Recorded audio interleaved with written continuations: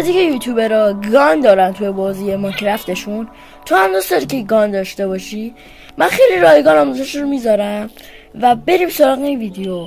آموزش رو براتون رایگان میذارم، اما خودمون داریم زحمت میکشیم. لایک و بکوب که نمیخوام بقیه مثل یوتیوبر بگن انقدر لایک کن. خب اول آموزشش شما برید تو برنامه ادونز که اسمش براتون بالا صفحه گذاشتم و سرچ کنید تو اون قسمت سرچش گان.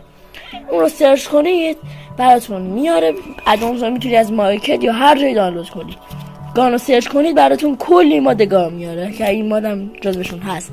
حالا بریم گانشش رو تست کنیم روی این پانده ها.